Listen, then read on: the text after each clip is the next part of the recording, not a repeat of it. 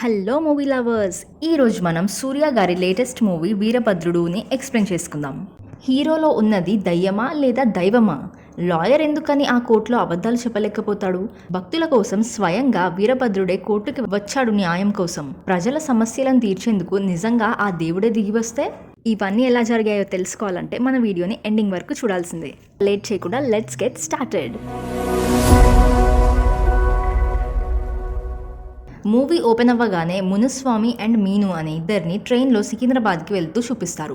మధ్యలో నాంపల్లి స్టేషన్ దగ్గర ట్రైన్ ఒక 10 minutes పైగా ఆగుతుంది. ట్రైన్ ఎంతకీ అక్కడి నుంచి కదలకపోవడంతో వీళ్ళిద్దరూ ట్రైన్ దిగేసి ఆటోలో సికింద్రాబాద్కి వెళ్తారు. అప్పుడు ఇద్దరు వ్యక్తులు వాళ్ళని కత్తితో బెదిరించి వాళ్ళ దగ్గర ఉన్న బ్యాగ్ తీసుకుని పారిపోతారు. కట్ చేస్తే మీను అండ్ మునుస్వామి నాంపల్లి పోలీస్ స్టేషన్కి వెళ్ళి జరిగిన దొంగతనం గురించి కంప్లైంట్ ఇస్తారు. మొదట ఇదేదో మామూలు దొంగతనం కేసే అని అనుకుని పోలీసులు అంతగా పట్టించుకోరు. కానీ నిజానికి దొంగతనంకి గురైన బ్యాగ్లో 60 సవర్ల బంగారం ఉందని మునుస్వామి చెప్పడంతో పోలీసులు ఒక్కసారిగా షాక్ అయిపోతారు. ఇంకా వాళ్ళు వెంటనే ఆ ఏరియాలో ఉన్న దొంగలందరినీ స్టేషన్కి తీసుకుని వచ్చి బాగా కోటింగ్ ఇస్తారు. వీళ్ళల్లో మీ నగలను దొంగతనం చేసింది ఎవరో గుర్తుపట్టండి అని పోలీసులు మీను అండ్ మునుస్వామికి చెప్తారు. దొంగతనం జరిగిన సమయంలో ఇద్దరు దొంగలు తమ మొహానికి మాస్క్ వేసుకుని ఉంటారు. సో ఆ దొంగలు ఎవరు అనే విషయం మునుస్వామి అండ్ మీను గుర్తుపట్టలేకపోతారు. కట్ చేస్తే పోలీసులు ఆ ఇద్దరు దొంగలని ఎలానో కలా పట్టుకొని వచ్చి వాళ్ళ దగ్గర నుంచి నగలని రికవర్ చేస్తారు. మునుస్వామి ఆ నగలను చెక్ చేసి వీటిల్లో కాసుల పేరు కనిపించడం లేదు, ఆ కాసుల పేరు దాదాపు 15 సవర్లు ఉంటుంది అని అంటాడు. అప్పుడు ఇన్స్పెక్టర్, దొంగతనం చేసిన వాళ్ళు మొత్తం నగలని అప్పచెప్తారనుకున్నావా ఏంటి? వీళ్ళు ఆ రోజు మీ కాసుల పేరుతో ఫుల్గా ఎంజాయ్ చేసి ఉంటారు. ఇప్పుడు ఈ నగల్ని కావాలా వద్దా, మూసుకొని ఇక్కడ సంతకం పెట్టి వెళ్ళిపో అని ర్యాష్గా మాట్లాడతాడు. ఇక ఏం చేయలేక ఆ 45 సవర్ల నగల్ని మునుస్వామి తన బ్యాగ్లో వేసుకోబోతుంటాడు. అప్పుడే కానిస్టేబుల్ సుబ్బారావు మునుస్వామిని ఆపి, మీరు ఈ నగలని కోర్టు దగ్గర తీసుకోవాలి. రిటర్న్ ఆఫ్ ప్రాపర్టీ కింద మీరు కోర్టులో పిటిషన్ వేసి కోర్టు దగ్గర మీ నగలను తీసుకోవాలి. ఇదే ఇక్కడ ప్రొసీజర్ అని చెప్తాడు.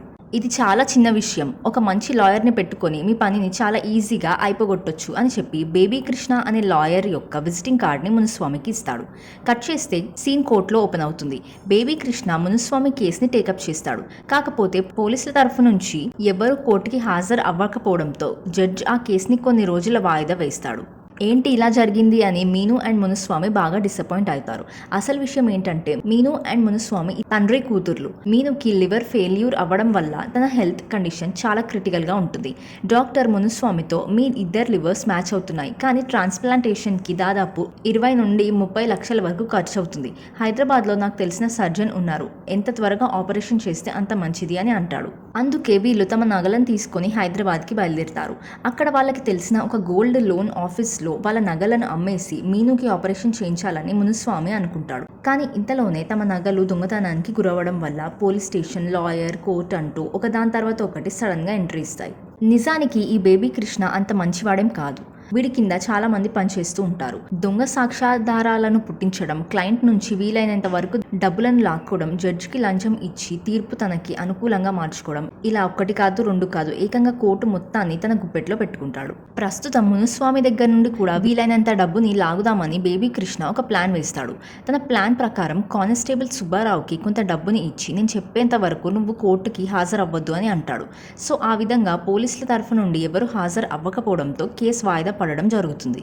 దొంగతనానికి గురైంది 60 సవర్లు, కానీ పోలీసులు రికవర్ చేసింది 45 సవర్లు మాత్రమే అని మాటల మధ్యల సందర్భంలో మునుస్వామి బేబీ కృష్ణకి చెప్పడంతో, మీరు ఇప్పుడా నాకు ఈ విషయం చెప్పేది అని బేబీ కృష్ణ వెంటనే ఇన్స్పెక్టర్కి ఫోన్ చేస్తాడు.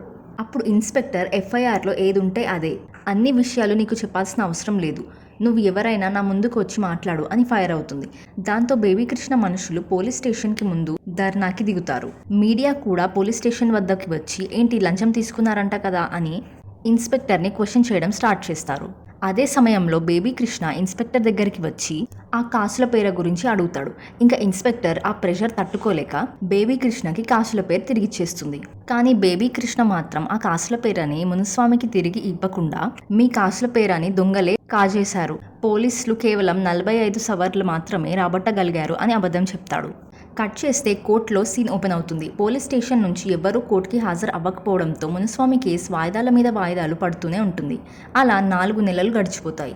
ఇంకా మీనుకి విషయమంతా అర్థమై, వీళ్ళెవ్వరూ మన నగలని మనకి ఇప్పించరు, వీళ్ళు మన దగ్గర నుంచి డబ్బులు లాగేందుకే ఇలా నాటకాలు ఆడుతున్నారు, ఇప్పటి వరకు ఖర్చు చేసింది చాలు, ఇక మనం మన ఊరికి తిరిగి వెళ్ళిపోదాం అని ఏడుస్తూ ఉంటుంది. కానీ మునుస్వామి మాత్రం మన నగలు మనకి తిరిగి వస్తాయి అని బాగా నమ్మకంతో ఉంటాడు. మరుసటి రోజు మునుస్వామి ఒక్కడే కోర్టుకి వెళ్తాడు. ఆ రోజు కానిస్టేబుల్ సుబ్బారావు కూడా కోర్టుకి హాజరవుతాడు. ఇంకా అంత సభ్యంగా జరుగుతుంది అని మరికొన్ని క్షణాల్లో నా నగలు నాకు వచ్చేస్తాయని మునుస్వామి చాలా హ్యాపీగా ఉంటాడు. కానీ చివరి క్షణంలో ఏదో ఇంపార్టెంట్ పని ఉందని చెప్పి జడ్జ్ మునుస్వామి కేసుని మళ్ళీ వాయిదా వేస్తాడు. ఇక మునుస్వామి కోపంతో నా నగలు నాకు తిరిగి ఇచ్చేసి మీరు ఎక్కడికన్నా వెళ్ళండి అని కోపంతో అంటాడు. ఇంకా ఎన్ని నెలలు మమ్మల్ని ఇలా మీ కోర్టు చుట్టూ తిరిగించుకుంటారు అని అంటూ అక్కడ గోల పెట్టడం స్టార్ట్ చేస్తాడు. ఇంత చిన్న కేసుని 4 నెలల నుంచి పరిష్కరిస్తూ ఉన్నావు, అసలు నువ్వెటువంటి లాయర్వి, నువ్వు ఒక్క కేసు కూడా సరిగ్గా సాల్వ్ చేయలేవు అంటూ మునిస్వామి బేబీ కృష్ణపై సీరియస్ అవుతాడు. దాంతో గౌరీ మునిస్వామిపై చేసుకుంటాడు. ఈ గౌరీ బేబీ కృష్ణ టీంలో ఒక ముఖ్యమైన వ్యక్తి అన్నమాట.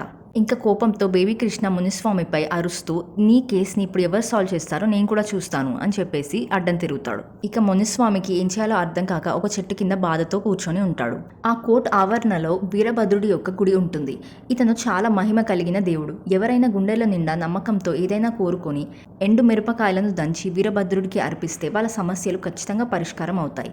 కాబట్టి చివరి ప్రయత్నంగా మునిస్వామి ఎండు మిరపకాయలను దంచి వీరభద్రుడికి అర్పిస్తాడు. కట్ చేస్తే బేబీ కృష్ణ తన మనుషులతో ఒక చోటా పార్టీ చేసుకుంటూ ఫుల్గా ఎంజాయ్ చేస్తూ ఉంటాడు. అప్పుడే అక్కడికి వీరభద్రుడు ఎంట్రీ ఇచ్చి ప్రతి ఒక్కరిని ఫుల్గా కోటింగ్ ఇస్తాడు. అప్పటికే బేబీ కృష్ణ కాస్త డ్రగ్ తీసుకోవడంతో అక్కడ అసలు ఏం జరుగుతుందో కాస్త అర్థం కాదు. తన కళ్ళ ముందుకి నిజంగానే ఆ దేవుడు వచ్చాడు అన్న విషయం కూడా అతనికి అర్థం కాదు. సో వీరభద్రుడు అతన్ని తలకిందులుగా వేలాడదీసి గాల్లోకి ఎగరేసి నేలపై మంటని సృష్టిస్తాడు. ఇంకా దెబ్బకి బేబీ కృష్ణ కళ్ళు తెరుచుకొని నిజంగానే వీరభద్రుడు తన కళ్ళ ముందుకు వచ్చాడని అర్థమవుతుంది. అసలు మీరు నా కళ్ళ ముందుకు ఎందుకు వచ్చారు అని బేబీ కృష్ణ అడగగా మునుస్వామిని మోసం చేసినందుకు గానే ఈ రోజు నేను శిక్షించే రోజు అని వీరభద్రుడు అంటాడు. బేబీ కృష్ణ తన తప్పును తాను అర్థం చేసుకుని నాకు ఒక ఛాన్స్ ఇవ్వండి, ఒకే ఒక్క రోజుల్లో మునుస్వామి నగలన్నీ అతనికి తిరిగి ఇచ్చేస్తాను, మా కోర్టులో కొంచెం లంచం ఇస్తే అన్ని పనులు అవుతాయి అని అంటాడు. కానిస్టేబుల్కి జడ్జికి కొంత లంచం ఇస్తే చాలు, పని చాలా ఈజీగా అయిపోతుంది అని అంటాడు. ఎంత ధైర్యం ఉంటే నా ముందే లంచం గురించి మాట్లాడతావని వీరభద్రుడు బేబీ కృష్ణని చంపబోతాడు. అప్పుడు కృష్ణ మా కోర్టులో ప్రతి పని లంచంతోనే జరుగుతుంది, ఇదే మా కోర్టులోని ప్రొసీజర్, దీన్ని ఎవ్వరూ మార్చలేరు, మీరు దేవుడే కదా, సో చేతనైతే మీరే స్వయంగా వచ్చి వాళ్ళ నగల్ని న్యాయంగా ఇప్పించండి అని ఛాలెంజ్ చేస్తాడు. ఇంకా వీరభద్రుడు తన ఛాలెంజ్ని యాక్సెప్ట్ చేసి వస్తా, నీ కోర్టుకి వస్తా, కోర్టు ప్రొసీజర్ని మార్చిన రోజు నీకు ఈ భూమి మీద చివరి రోజు అని అంటాడు. కట్ చేస్తే వీరభద్రుడు కోర్టుకి వచ్చి మునుస్వామి కేసుని టేకప్ చేస్తాడు. తన పేరు సూర్య అని, తను అనంతపూర్ బెంచ్ నుంచి ఈ కేసుని వాదించేందుకు వచ్చాడని వీరభద్రుడు తనను తాను కోర్టులో పరిచయం చేసుకుంటాడు. సో ఇప్పుడు ఇతన్ని సూర్య అని అడ్రస్ చేద్దాం. సూర్యతో పాటు 3 లాయర్స్ కూడా వస్తారు. ఆ 3 లాయర్స్ మునుస్వామి కేసుని మేమే వాదించబోతున్నాం అని పిటిషన్ చూపిస్తారు. అప్పుడు జడ్జి వాళ్ళని కోపడి రేపు మీ 4 పిటిషన్లో నుంచి నా దగ్గరికి ఒక్కటే పిటిషన్ రావాలి అని కోపడతాడు. లేదంటే నేను ఈ కేసుని టేకప్ చేయను అని అంటాడు. కోర్టు ముగిసిన తర్వాత ప్రీతి సూర్య దగ్గరికి వచ్చి ఎవరైనా కొత్త లాయర్ కోర్టుకి వస్తే ఆ 3 లాయర్స్ ఇలానే చేస్తారు, మీరు కానీ ఏ 500 1000 రూపాయలు వాళ్ళకి ఇస్తే వాళ్ళు ఈ కేసుని వదిలేస్తారు అని చెప్తుంది. సో ఆ 3 లాయర్స్తో మాట్లాడేందుకు సూర్య ప్రీతిని తీసుకుని అడ్వకేట్స్ రూమ్లోకి వెళ్తాడు. ప్రీతి చెప్పినట్టుగానే వాళ్ళు సూర్యతో పోయి మీరు పెద్ద కేసే పట్టారుగా, మీరు ఎంతో కొంత డబ్బు మాకు ఇచ్చుకున్నారంటే మేము మీ కేసు జోలికి రాము అని అంటారు. ₹1 కూడా ఇవ్వను అని చెప్పి సూర్య టైంని ఫ్రీజ్ చేస్తాడు. దాంతో ఆ అడ్వకేట్స్ రూమ్లో ఉన్న మనుషులు వస్తువులు ఒక్కసారిగా ఫ్రీజ్ అయిపోతాయి. ఆ క్షణంలో తన పక్కన ఉన్నది మనిషి కాదు, తనొక దేవుడని ప్రీతికి అర్థమవుతుంది. ప్రీతిని మాత్రం అన్ఫ్రీజ్ చేసి వాళ్ళ దగ్గర ఉన్న 3 పిటిషన్స్ని చింపేయని చెప్తాడు. దాంతో ప్రీతి ఆ లాయర్స్ దగ్గర ఉన్న పిటిషన్స్ని చింపేస్తుంది. బేబీ కృష్ణ ఇదంతా జరగడం కిటికీ బయట నుంచి చూస్తాడు. పని పూర్తవడంతో సూర్య టైంని అన్ఫ్రీజ్ చేసేసి ఆ రూమ్ నుంచి బయటికి వస్తాడు. అప్పుడు బేబీ కృష్ణ సూర్యతో న్యాయంగా కేసుని సాల్వ్ చేయడం అంటే కేవలం లంచం ఇవ్వకపోవడమే కాదు, మీరు ఎటువంటి పవర్స్ని కూడా యూజ్ చేయకపోవడం, మీరు మామూలు మనిషిలాగా మాత్రమే ఈ కేసుని సాల్వ్ చేయాలి, ఇకపై మీరు ఏ పవర్స్ యూజ్ చేయడానికి వీల్లేదు అని బేబీ కృష్ణ సూర్య నుంచి మాట తీసుకుంటాడు. కట్ చేస్తే కోర్టులో వాదనలు పూర్తవుతాయి. అయినా కూడా జడ్జి వాళ్ళ నగలను వాళ్ళకి తిరిగి ఇవ్వకుండా అయినా ఈ నగలు మీవే అని ప్రూఫ్ ఏంటి, ఈ నగలకి వేరే కేసులతో ఏమైనా సంబంధం ఉందా, అసలు ఈ నగల క్లియరెన్స్ సర్టిఫికేట్ ఏది, అసలు కోర్టుకి ఇలాంటి బట్టలు వేసుకొనైనా వచ్చేది, కోర్టుకి స్లీవ్లెస్ వేసుకొని రావద్దు అని మీకు తెలీదా అని ఇలా అంటూ జడ్జ్ మీనుపై కోపడతాడు. అసలు ఇక్కడ ఇన్ని సమస్యలు ఇన్ని కేసులు ఉండంగా నీకు నా డ్రెస్తోనే ప్రాబ్లం వచ్చిందా, అసలు నా డ్రెస్లో ఎటువంటి తప్పు లేదు, అంత తప్పు మీ చూసే చూపులోనే ఉంది అంటూ మీను బ్యాక్ ఆన్సర్ ఇస్తుంది. దీంతో జడ్జికి ఈగో హర్ట్ అవడంతో కోర్టుకి సరిగ్గా బట్టలు వేసుకొని రాకుండా అలాగే జడ్జితో ఆర్గ్యూ చేసినందుకు గాను మీనుకి 1 రోజు జైలు శిక్ష పడుతుంది. అసలు మీనుకి వాళ్ళ నగలు తమకి తిరిగి వస్తాయి అన్న నమ్మకమే ఉండదు. అసలు దొంగతనం చేసిన ఆ దొంగలను పోలీసులు పట్టుకోరు. మూవీ స్టార్టింగ్ లో కొంతమంది దొంగలను తీసుకొచ్చి పోలీస్ స్టేషన్ లో మునుస్వామి అండ్ మీనుకి చూపించి వీళ్ళలో ఆ దొంగలు ఎవరో గుర్తుపట్టండి అని చెప్తారు కదా. కానీ మునుస్వామి అండ్ మీను ఆ దొంగలను గుర్తుపట్టలేకపోతారు. కానీ మునుస్వామి మాత్రం వాళ్ళని వేడుకుంటూ, మీ అందరిలో ఎవరైతే దొంగతనం చేశారో దయచేసి మాకు మా నగలను తిరిగి ఇచ్చేసేయండి, మీనుకి ఎంత త్వరగా ఆపరేషన్ చేయగలిగితే నాకు అంత మంచిది అని బాగా బాధపడతాడు. ఇంకా వాళ్ళని చూసి జాలిపడి ఆ దొంగలు తమంతట తామే వచ్చి ఆ నగలను తిరిగిచ్చేస్తారు. తమంతట తామే పోలీసులకు తిరిగిచ్చేసినా కూడా పోలీసులు మాత్రం వాళ్ళే కష్టపడి పట్టుకున్నట్టుగా బిల్డప్ ఇస్తారు. కట్ చేస్తే జైల్లో ఉన్న మీను సడన్ గా స్పృహ తప్పి కింద పడిపోవడంతో తనని వెంటనే హాస్పిటల్కి తీసుకెళ్తారు. డాక్టర్లు తనని చెక్ చేసి తన లివర్ దాదాపు 90% వరకు ఫెయిల్ అయింది, వీలైనంత త్వరగా ట్రాన్స్ప్లాంటేషన్ చేయకపోతే తను ఏ క్షణమైనా కోమాలోకి పోతుంది అని చెప్తారు. నెక్స్ట్ డే మార్నింగ్ సూర్య డిఏ రిపోర్ట్ని కోర్టులో సబ్మిట్ చేస్తాడు. ఇక జడ్జ్ మునుస్వామికి ఆ నగలను అప్పచెప్పడమే లేట్. కానీ జడ్జ్ సూర్యతో, నువ్వు ఈ కోర్టుకి వచ్చినప్పటి నుంచి అబ్జర్వ్ చేస్తున్నాను, నువ్వు నన్ను యువర్ ఆనర్ అని లేదా మై లార్డ్ అని కూడా పిలవడం లేదు. నా కోర్టుని అవమానించేందుకేనా నువ్వు ఇక్కడికి వచ్చింది? నువ్వు వెంటనే సారీ చెప్పి నన్ను మర్యాదగా అడ్రస్ చేస్తేనే ఈ నగలను నేను నీకు తిరిగిస్తాను అని చెప్తాడు. సూర్యకి ఇష్టం లేకపోయినా సరే మీను అండ్ మునుస్వామి కోసం జడ్జికి సారీ చెప్పి మై లార్డ్ అని అంటాడు. దాంతో జడ్జి ఈగో సాటిస్ఫై అవుతుంది. ఇంకా తను ఆ నగల్ని మునుస్వామికి అప్పచెప్తాడు. మునుస్వామి ఫైనల్ గా ఎంతో సంతోషంగా ఆ నగలను తీసుకుని హాస్పిటల్కి వెళ్ళబోతూ ఉండగా మీను చనిపోయింది అని హాస్పిటల్ నుంచి మునుస్వామికి ఫోన్ వస్తుంది. అది వినగానే మునుస్వామి ఒక్కసారిగా డీలా పడిపోయి చాలా డిసప్పాయింట్ అవుతాడు. మునుస్వామి బాగా ఏడుస్తూ, నా కూతురే చనిపోయినప్పుడు ఇంకా నాకు ఈ నగలతో ఏం పని? మునుస్వామి ఆ నగలను ఆ లాయర్ల మొహలపై విసిరేస్తాడు.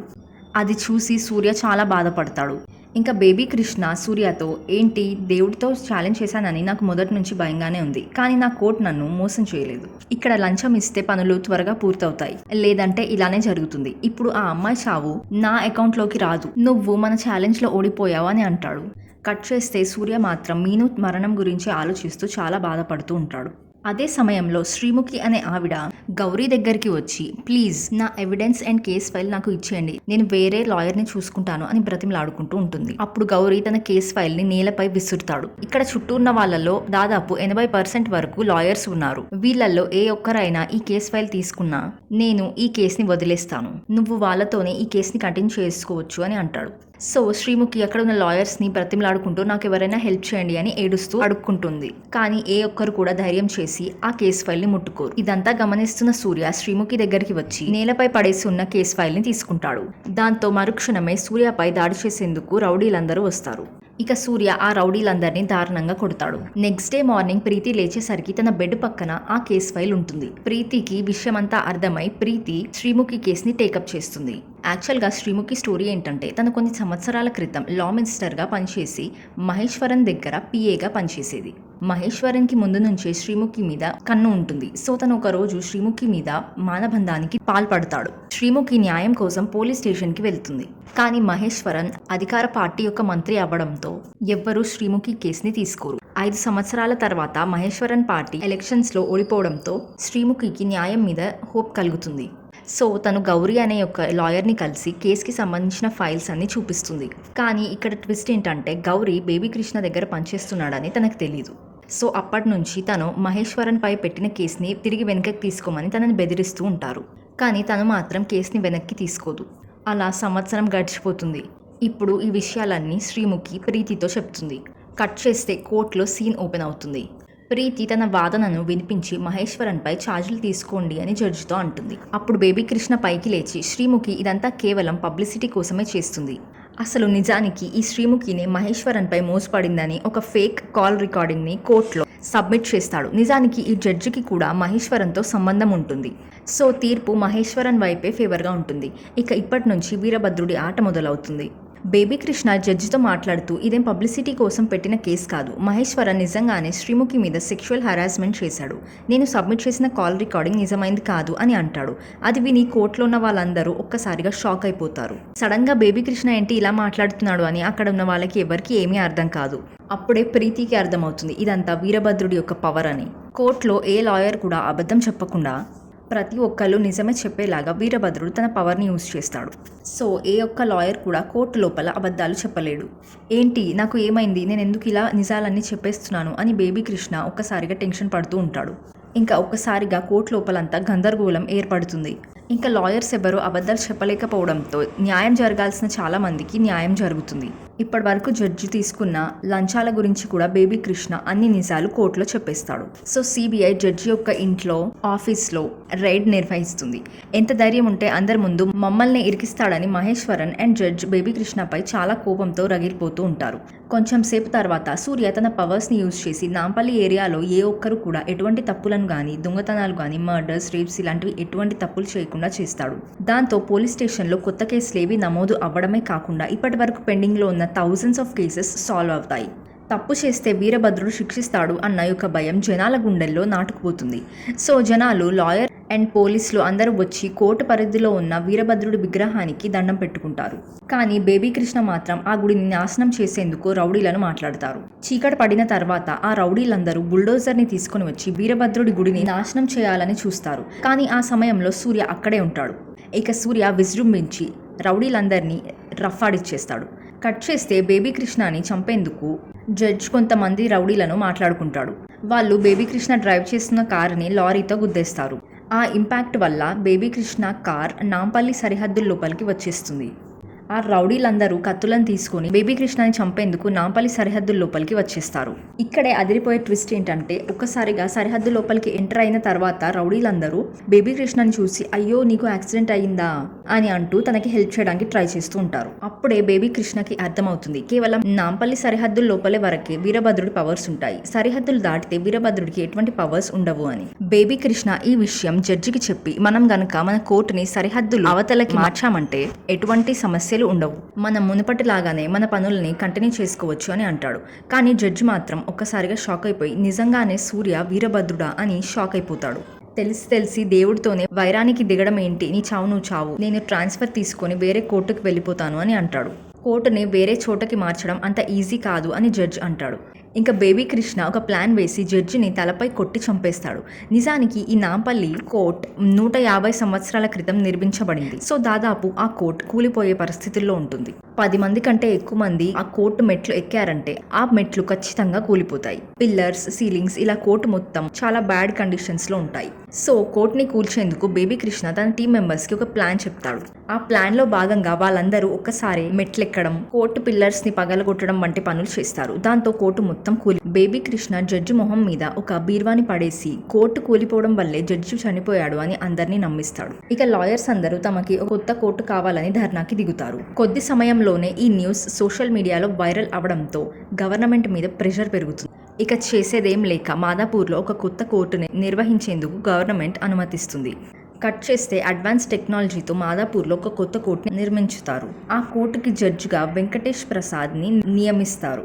బేబీ కృష్ణ ఆల్రెడీ ఆ కొత్త జడ్జిని డబ్బుతో కొనేస్తాడు. శ్రీముఖి కేసులో విచారణ కంప్లీట్ అవ్వడంతో బేబీ కృష్ణ అండ్ ప్రీతి జడ్జికి రిటర్న్ స్టేట్మెంట్స్ని అందిస్తారు. ఆల్రెడీ జడ్జ్ మన సైడే కదా, సో తీర్పు మనకే అనుకూలంగా ఉంటుంది అని బేబీ కృష్ణ అనుకుంటాడు. కానీ ప్రీతి సబ్మిట్ చేసిన రిటర్న్ స్టేట్మెంట్లో వీరభద్రుడి యొక్క కత్తి బొమ్మను చూసి జడ్జ్ భయంతో వణికిపోతాడు. సో తన ప్రాణభయంతో అబద్ధం తీర్పు ఇవ్వలేకపోతాడు. సో న్యాయంగా తీర్పుని తీరుస్తాడు. శ్రీముఖి మీద మహేశ్వరన్ సెక్షువల్ హెరాస్మెంట్ చేసినందుకు గాను మహేశ్వరన్కి 3 years జైలు శిక్ష విధించి అలాగే శ్రీముఖికి 75 lakhs నష్ట పరిహారం ఇవ్వాలని తీర్పు తీరుస్తాడు. అండ్ తనకి లంచం ఇచ్చి ఇన్ఫ్లుయెన్స్ చేయాలని చూసిన బేబీ కృష్ణపై తక్షణమే చర్యలు తీసుకోవాలని జడ్జి చెప్తాడు. నిజానికి నాంపల్లి సరిహద్దుల బయట వీరభద్రుడికి ఎటువంటి పవర్స్ ఉండవు కదా. సో సూర్య ఒక ప్లాన్ వేసి రక్షణ వీరభద్రుని విగ్రహాన్ని మాదాపూర్ కోర్ట్ పరిధిలో ఏర్పాటు చేస్తాడు. ఈ రక్షక వీరభద్రుడి కంటే చాలా డేంజర్ మరియు పవర్ఫుల్. తప్పు చేయాలనుకున్న ఆలోచన వచ్చినా కూడా సరే, ఈయన మీ ఫ్యామిలీ మొత్తాన్ని నాశనం చేస్తాడు అని జనాలందరికీ ఫుల్గా భయపెడతాడు. దాంతో ఏ ఒక్కరు కూడా కోర్టులో తప్పు చేసేందుకు, లంచం తీసుకునేందుకు, అబద్ధం చెప్పేందుకు ఇలా ప్రతిదానికి వెనకడుగు వేస్తారు. ఇదంతా చూసి బేబీ కృష్ణకి పిచ్చ కోపం వస్తుంది. వీరభద్రుడు బేబీ కృష్ణ దగ్గరికి వచ్చి నీకు ఆఖరి అవకాశం ఇస్తున్నాను, ఇకనైనా నువ్వు మారు, లేదంటే నీకు మరణమే అని వార్నింగ్ ఇస్తాడు. కట్ చేస్తే కొత్త కోర్టు యొక్క ఫంక్షన్ జరుగుతుంది. అక్కడికి బేబీ కృష్ణ తన మనుషులతో వచ్చి అక్కడున్న జనాలందరి మీద దాడి చేస్తాడు. ఏది నిజంగా ఇక్కడ దేవుడు ఉంటే ఆయన వచ్చి నన్ను చంపేయాలి కదా, ఎక్కడ మీ దేవుడు, ఈ ఏరియాలో దేవుడనే వాడే లేడు అని బేబీ కృష్ణ అంటూ ఉంటాడు. ఒక్కసారిగా ప్రీతి వైపు గన్ని పాయింట్ చేసి షూట్ చేస్తాడు. అప్పుడు సడన్గా అక్కడికి వీరభద్రుడు పోలీస్ గెటప్లో వస్తాడు. వచ్చి ప్రీతిని బుల్లెట్ల నుంచి కాపాడతాడు. ఇక వీరభద్రుడు ఆ రౌడీలందరితో ఫైటింగ్ చేస్తాడు. ఇంకా అక్కడ ఉన్న వాళ్ళందరూ వచ్చింది పోలీసోడు కాదు, సాక్షాత్తు రక్షక వీరభద్రుడే అని అందరూ దండం పెట్టుకుంటారు. ఒక్క బేబీ కృష్ణని ఎదుర్కొనేందుకు ఇంతమంది దేవుళ్ళు వస్తున్నారు. ఈ దేశంలో వేల సంఖ్యలో కోర్ట్స్ ఉన్నాయి. వేలల్లో నాలాంటి బేబీ కృష్ణాలు ఉన్నారు. నాలాంటి వాళ్ళను ఎదుర్కొనేందుకు ఇంకెంతమంది దేవుళ్ళు దిగి రావాలి అని అంటూ బేబీ కృష్ణ ప్రీతిని చంపబోతాడు. అప్పుడు వీరభద్రుడు తన అసలైన రూపాన్ని బయటకి తీస్తాడు. అసలు రూపాన్ని బయటకి తీసి బేబీ కృష్ణ తలని నరికేస్తాడు. ప్రజలు మిమ్మల్ని దేవుళ్ళుగా భావించి మీ దగ్గరికి వస్తున్నారు. వాళ్ళకి గనుక అన్యాయం జరిగితే మీకు ఇదే గతి పడుతుంది అని వార్నింగ్ ఇచ్చి వీరభద్రుడు అక్కడి నుంచి వెళ్ళిపోతాడు. కట్ చేస్తే కోర్ట్ పరిధిలోని హోటల్లో మీను అండ్ మునుస్వామి హ్యాపీగా బిర్యానీ తినడం ప్రీతి చూసి షాక్ అయిపోతుంది. బహుశా వీరభద్రుడే మీనుని మళ్ళీ కాపాడి ఉంటాడు అని తను హ్యాపీగా ఫీల్ అవుతుంది. కట్ చేస్తే మాదాపూర్లోని కొత్త కోర్ట్ లాగే మాకు ఆధునిక వస్తువులు కావాలని మిగతా లాయర్స్ అందరూ ధర్నాకి దిగుతారు. దీని గురించి రాజకీయ నాయకులు అసెంబ్లీలో మాట్లాడుకుంటూ ఉంటారు. లాయర్స్ యొక్క వాదనని ప్రతిపక్షాలు సపోర్ట్ చేస్తాయి. అప్పుడు సీఎం కన్నప్పకాంత్ పైకి లేచి లాయర్స్ అడిగిన ప్రతిదానికి మనం జీవోలు జారీ చేస్తే దాదాపు 80% మంది రాజకీయ నాయకులు జైల్లో ఉంటారు. ఎందుకంటే దాదాపు ప్రతి ఒక్క రాజకీయ నాయకుడి మీద కేసులు ఉంటాయి. కాబట్టి న్యాయ వ్యవస్థని ఎంత వీలైతే అంతగా మనం అదుపులో ఉంచుకోవాలి. మరి ఇప్పుడు చెప్పండి, న్యాయవాదులు అడిగిన ప్రతిదానికి మనం ఒప్పుకుందామా అని అంటాడు. 234 మంది ఎమ్మెల్యేలలో 233 ఎమ్మెల్యేలు ప్రతిపక్షంతో సహా సీఎం చెప్పిన దానికి అంగీకరించి ధర్నాకి అడ్డం తిరుగుతారు. కానీ ఒక్కరు మాత్రం సీఎం చెప్పిన దానికి అంగీకరించరు. అది మరింకెవరో కాదు, వీరభద్రుడే. జనాలకి ఏది మంచిదైతే అదే చెయ్యారా, మీకు చుక్కలు చూపించి ఒక ఆట ఆడుకోవాల్సిందే అని వీరభద్రుడు అనడంతో ఈ మూవీ అనేది ఎండ్ అవుతుంది. ఈ వీడియో మీకు నచ్చినట్టయితే లైక్ అండ్ షేర్ చేసి, ఇంకా మీరు ఏ మూవీస్ ఆర్ వెబ్ సిరీస్ వినాలనుకుంటున్నారో కామెంట్ చేయండి. ఇలాంటి మరిన్ని వీడియోస్ కోసం మన ఛానల్ ని సబ్స్క్రైబ్ చేయడం మర్చిపోకండి. Thanks for watching. See you all in the next video. Bye.